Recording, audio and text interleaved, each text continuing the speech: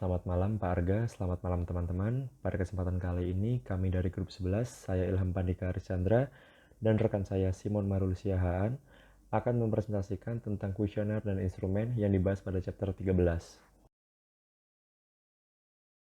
Seperti yang telah dijelaskan pada chapter sebelumnya mengenai flowchart research process, pada kesempatan kali ini kami akan membahas research design strategy, khususnya pada bagian instrument development dan pilot testing. Sebagai pendahuluan, peneliti baru pada umumnya seringkali ingin segera menyusun pertanyaan penelitian dan enggan melalui tahap awal yang membuat suatu survei berhasil. Flowchart di samping ini disarankan untuk merancang suatu instrumen pertanyaan, di mana terdapat 3 fase, yaitu fase 1, fase 2, dan fase 3. Oleh karena itu, outline presentasi kami pada hari ini membahas 3 fase tersebut, di mana fase 1 merupakan proses meninjau kembali hierarki pertanyaan penelitian. Fase 2 merupakan proses penyusunan dan memperbaiki measurement question. Fase 3 merupakan proses merancang dan menyempurnakan instrumen pertanyaannya. Pertama-tama saya akan menjelaskan mengenai fase 1. Fase 1 yaitu proses meninjau kembali hierarki research question. Terdapat 3 tahapan penting dalam perumusan manajemen dilema menuju specific question. 3 tahapan tersebut meliputi yang pertama, manajemen question, yang kedua research question, yang ketiga investigative question, dan yang keempat adalah measurement question. Dalam penyusunan investigative question, terdapat 3 hal yang harus diperhatikan. Yang pertama yaitu tipe skala yang akan digunakan, apakah itu nominal, ordinal, interval, ataukah rasio. Yang kedua yaitu pemilihan pendekatan komunikasinya, apakah itu personal, by phone, elektronik, ataukah melalui email. Yang ketiga yaitu pemilihan struktur prosesnya, apakah itu structure, unstructured, combination, disguise, atau undisguised. Setelah itu dilakukan persiapan analisa pendahuluannya. Setelah analisa pendahuluan selesai, maka terbentuklah measurement question-nya. Yang pertama yaitu tipe skala yang akan digunakan. Karakteristik dari masing-masing tipe skala ini akan berpengaruh terhadap analisa yang akan dilakukan. Yang kedua yaitu communication approach. Communication approach ini nantinya akan berpengaruh terhadap desain instrumen yang akan digunakan. Yang ketiga yaitu menyamarkan tujuan dan sponsor dari penelitian tersebut. Hal ini dilakukan untuk mendapatkan data yang tidak bias dari penelitian yang akan dilakukan. Erat kaitannya dengan penyamaran tujuan dan sponsor dari studi, terdapat beberapa faktor yang mempengaruhi kejujuran dari responden. Sebagai contoh, pikak. Pikak merupakan seseorang yang ingin dianggap paling pintar, paling kaya, paling bahagia daripada yang lain. Yang kedua yaitu pleaser. Pleaser ini merupakan seseorang yang memberikan jawaban yang diinginkan oleh peneliti. Yang ketiga yaitu gamer. Gamer merupakan seseorang yang mengadaptasi jawaban untuk mempermainkan sistem. Tipe yang keempat yaitu disengager. Disengager ini merupakan seseorang yang tidak ingin berpikir dalam terhadap subjek penelitian tersebut.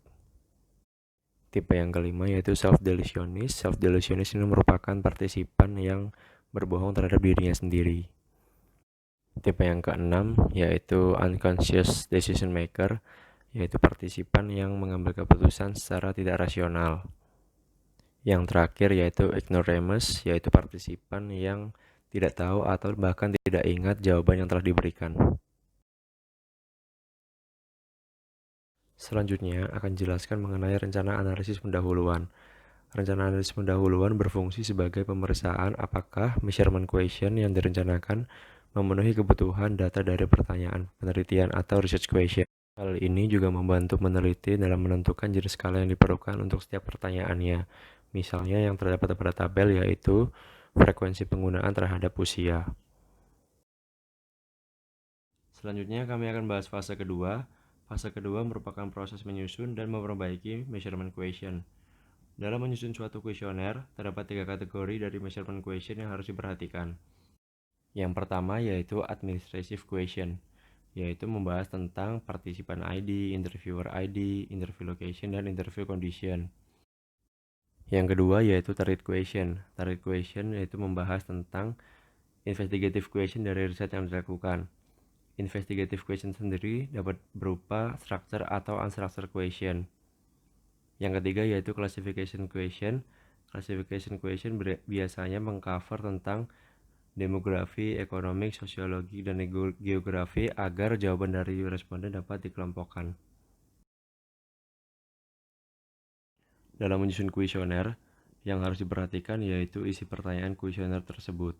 Beberapa hal penting dalam isi pertanyaan yaitu yang pertama, apakah pertanyaan sesuai dengan tujuan risetnya? Yang kedua, apakah pertanyaan sudah mencakup tema risetnya? Yang ketiga, apakah responden dapat menjawab secara memadai? Yang keempat, apakah responden mau menjawab pertanyaan yang diberikan? Yang berikutnya yaitu kosakata pertanyaan. Dalam pemilihan kosakata, terdapat beberapa hal yang harus diperhatikan. Yang pertama yaitu apakah kosakata yang digunakan bersama. Yang kedua yaitu apakah kosakatanya mengandung satu makna. Yang ketiga yaitu apakah berisi asumsi yang tidak didukung dan atau menyesatkan. Yang keempat yaitu apakah pertanyaannya mengandung kata-kata yang bias. Yang kelima yaitu apakah pertanyaan dipersonalisasi dengan benar. Yang terakhir yaitu apakah terdapat alternatif yang memadai dalam pertanyaan tersebut.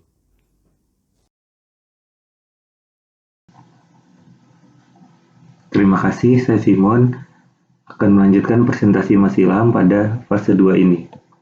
Beberapa faktor situasional mempengaruhi keputusan apakah akan menggunakan pertanyaan terbuka atau pertanyaan tertutup.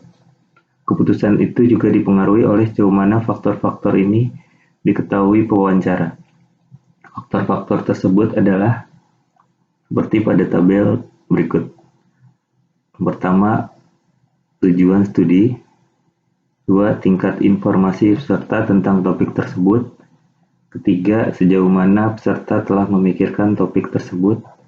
Keempat, kemudahan dalam berkomunikasi dengan peserta. Kelima, tingkat motivasi peserta untuk berbagai informasi. Berbagai strategi respon juga menawarkan opsi yang mencakup 1. Respon tidak terstruktur atau tanggapan terbuka. Yang kedua, tanggapan terstruktur atau tanggapan tertutup. Yang ketiga, tanggapan gratis.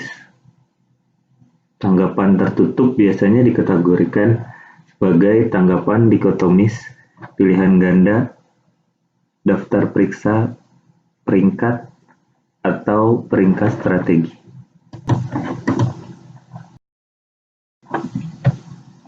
Ini beberapa ciri internet survey respon option. Ada free respon atau open question, ada dichotomous question, merit comparison, multiple choice, single respon, checklist, rating grid. Nah, ini ada beberapa contoh internet survey respon option. Pertama ada free respon atau open question dengan text box, ada dichotomous question dengan tombol radio, ada paired comparison, ada multiple choice, single respon. Selanjutnya ada multiple choice juga, single respon, ada checklist, ada rating grid, dan ada ranking question. Oke, kita masuk ke fase ketiga yaitu drafting dan refining the instrument atau merancang dan menyempurnakan instrumen. Berikut flowchart untuk desain instrumen di fase ketiga. Teman-teman bisa lihat. Ada 5 langkah proses penyusunan atau penyempurnaan desain instrumen. Yang pertama, kembangkan proses penyaringan peserta, terutama dilakukan dengan survei pribadi atau telepon, tetapi juga dengan prosedur pemberitahuan awal melalui email bersama dengan pengantar. Yang kedua, atur urutan pertanyaan pengukuran dengan identifikasi kelompok pertanyaan target berdasarkan topik. Tetapkan urutan logis untuk kelompok pertanyaan dan pertanyaan dalam kelompok. Kemudian kembangkan transisi antara kelompok pertanyaan ini. Yang ketiga, siapkan dan masukkan instruksi untuk wawancara, termasuk instruksi penghentian melewati arah untuk para peserta. Yang keempat, buat dan masukkan kesimpulan, termasuk pernyataan disposisi survei. Yang kelima, lakukan pretest pertanyaan spesifik dan instrumen. Nah, ini adalah penyaringan dan pengenalan peserta. Ini sebenarnya pendahuluan memberikan motivasi kepada peserta untuk berpartisipasi dalam penelitian. Kita juga memberikan info tentang pertanyaan yang diajukan, biasanya dengan mengungkapkan beberapa atau topik yang akan dibahas, agar peserta menilai tingkat minat mereka dan kemampuan mereka untuk memberikan informasi yang diinginkan. Dalam studi komunikasi apapun, pendahuluan juga mengungkapkan kemungkinan besar waktu yang dibutuhkan dalam melakukan interview ini. Pendahuluan juga harus mengungkapkan organisasi atau sponsor penelitian dan mungkin tujuan dari penelitian ini. Dalam wawancara pribadi atau telepon atau email atau web survei, pendahuluan biasanya berisi satu atau lebih pertanyaan layar atau pertanyaan filter untuk ditentukan jika calon peserta memiliki pengetahuan dan pengalaman yang diperlukan untuk berpartisipasi dalam studi. Minimal wawancara telepon atau memberikan nama pertamanya untuk membantu menetapkan sikap kritis hubungan baik dengan calon peserta.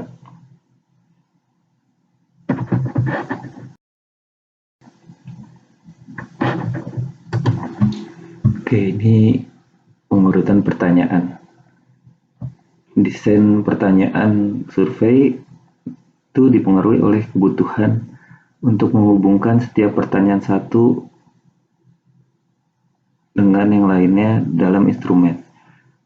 Seringkali isi satu pertanyaan disebut pertanyaan bercabang, mengasumsikan pertanyaan lain telah ditanyakan dan dijawab.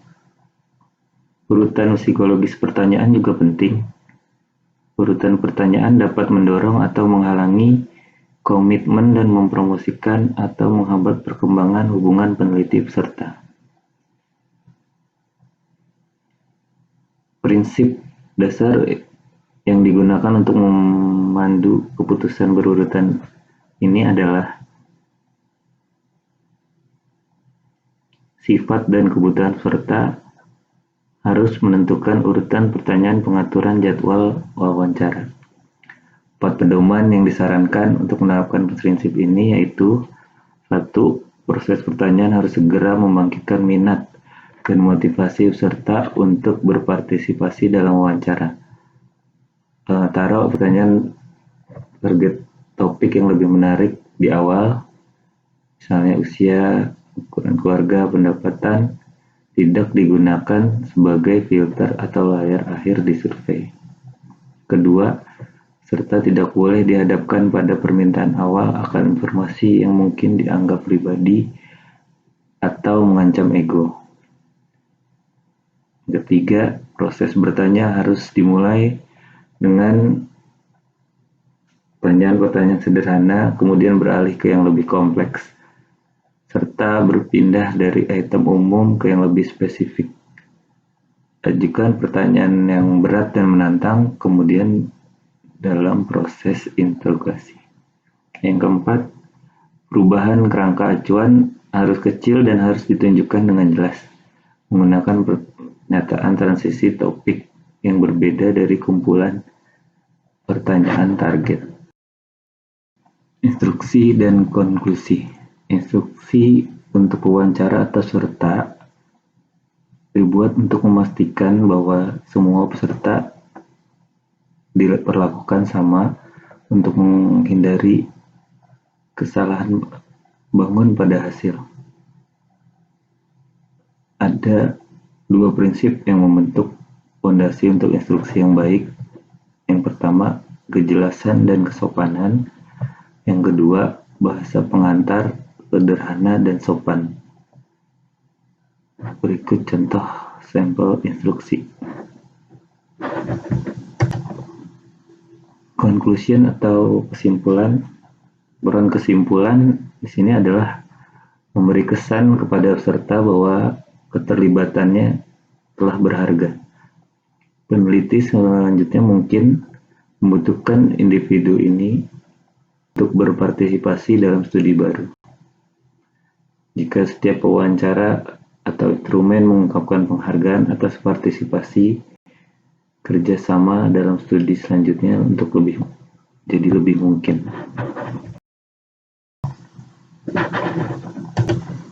Nilai retesting. Ini adalah langkah terakhir untuk meningkatkan hasil survei sebelum memulai studi. Ada banyak alasan untuk menguji pertanyaan individu, kuesioner, dan jadwal wawancara. Di antaranya yang pertama, menemukan cara untuk meningkatkan minat peserta. Yang kedua, meningkatkan kemungkinan bahwa peserta akan tetap terlibat dalam penyelesaian survei. Yang ketiga, menemukan isi pertanyaan, pemilihan kata, dan pengurutan masalah. Yang keempat, menemukan kelompok pertanyaan sasaran di mana pelatihan peneliti diperlukan. Dan yang terakhir, mencari cara untuk meningkatkan kualitas data survei secara keseluruhan. Ironinya, para profesional yang telah berpartisipasi dalam sejumlah penelitian lebih cenderung melakukan pretest instrumen ini daripada peneliti pemula yang terburu-buru menyelesaikan proyek. Merevisi pertanyaan adalah hal biasa bagi profesional, tetapi peneliti baru sering meremehkan ini.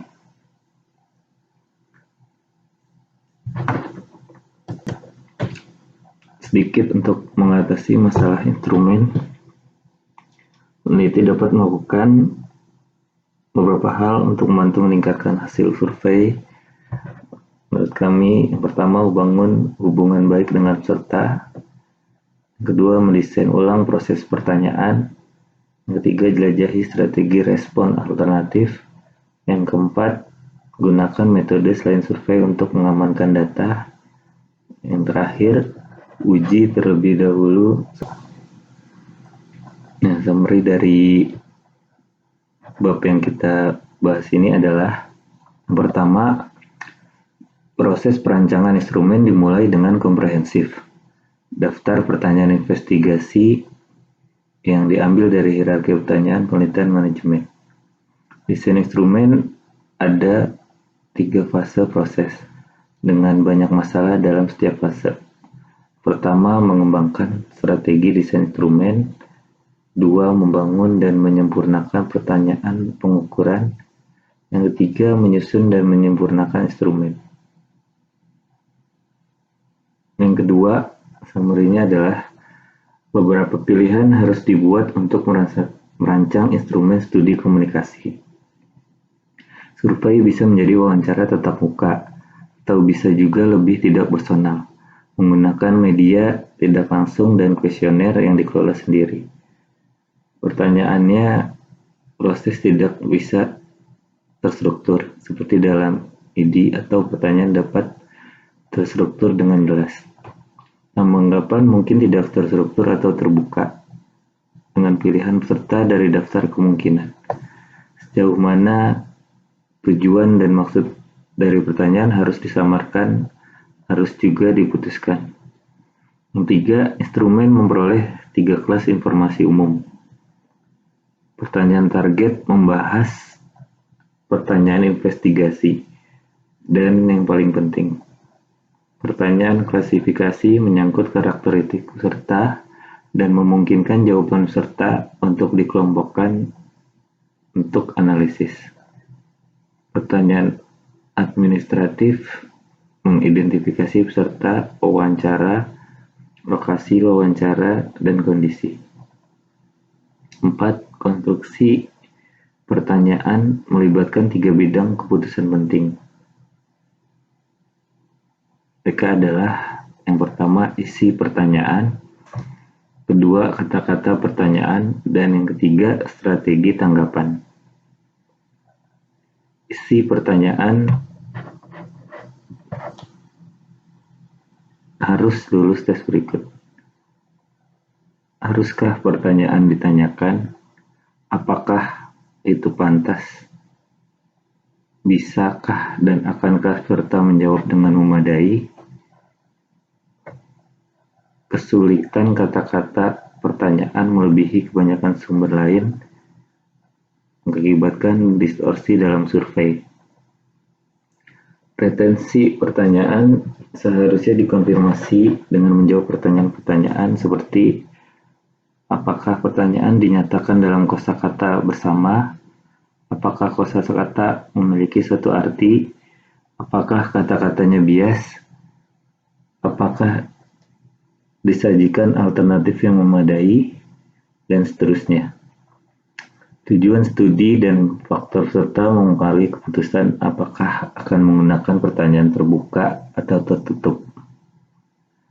Tiap strategi respon menghasilkan tingkat spesifik data dengan prosedur statistik yang tersedia untuk setiap skala jenis yang mempengaruhi strategi respon yang diinginkan.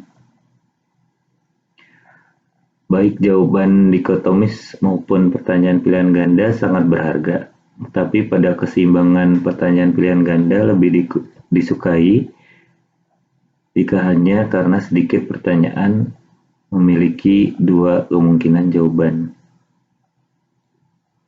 Yang kelima, urutan pertanyaan dapat secara drastis mempengaruhi kesediaan peserta untuk bekerja sama dan kualitas tanggapan. Umumnya urutan harus dimulai dengan upaya membangkitkan minat peserta untuk melanjutkan wawancara. Pertanyaan awal harus sederhana daripada kompleks, mudah daripada sulit, tidak mengancam, dan jelas berhubungan erat dengan tujuan penelitian. Perubahan kerangka acuan harus minimal, dan pertanyaan harus diurutkan dan pertanyaan awal tidak mendistorsi jawaban ke pertanyaan berikutnya. Terakhir, sumber pertanyaan untuk pembuatan kuesioner termasuk literatur tentang penelitian terkait dan buku sumber skala kuesioner.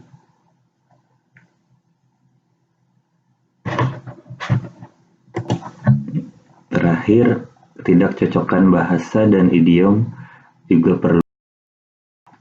Demikian presentasi dari Mas Ilham dan saya Simon.